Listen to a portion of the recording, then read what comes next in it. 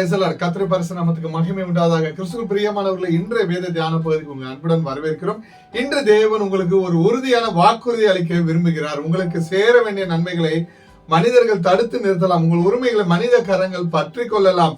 ஆனால் உங்கள் பரமபிதா உங்களுக்கு தீர்மானிக்கும் ஆசீர்வாதத்தை பூமியில் உள்ள எந்த சக்தியாலும் தடுத்து நிறுத்த முடியாது. ஆமென், ஹல்லேலூயா. இன்றைய நற்செய்தி உங்கள் வாழ்க்கையில் பெரும் நம்பிக்கையை கொண்டு வருவதோடு புதிய ஆசீர்வாதங்களுக்கான வாசல்களையும் திறந்து வைக்கும். ஆமென். தேவனுடைய வார்த்தை பலருடைய வாழ்க்கையில் புதிய நம்பிக்கையை உருவாக்கும் ஒரு வாக்குறுதியாகும். ஹல்லேலூயா.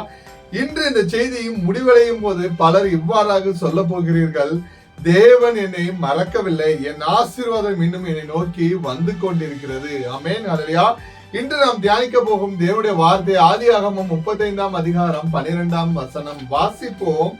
நான் ஆபிரகாமுக்கும் ஈசாக்குக்கும் கொடுத்த தேசத்தை உனக்கு கொடுப்பேன், உனக்கு பின் உன் சந்ததிக்கும் இந்த தேசத்தை கொடுப்பேன் என்று சொல்லி வாக்குறுதி அளிக்கிறார். ஹல்லேலூயா.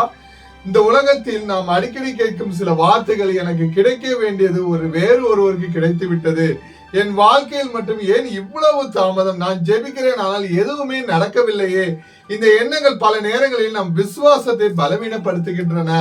ஆனால் இன்று தேவன் உங்களிடம் கூறுகிறார்: நான் உனக்கென்று வைத்திருப்பதை யாராலும் எடுத்துக்கொள்ள முடியாது. ஆமென், ஹல்லேலூயா. ஆதியாகமம் 35ஆம் அதிகாரத்தில் யாக்கோபு நீண்ட பயணத்துக்கு பிறகு பெத்தேலுக்கு வருகிறார். போராட்டங்கள் சூழ்ந்திருந்த அந்த மனிதனிடம் தேவன் மீண்டும் தோன்றி பழைய வாக்குறுதிகளை புதிதாய் உறுதிப்படுத்துகிறார். எனக்கு பிரியமானவர்களே, அது ஒரு நிலத்தை பற்றிய வாக்குறுதி மட்டுமல்ல, அது தேவனுடைய மாறாத உண்மைத்தன்மை பற்றிய அறிவிப்பாகும். ஆமென்.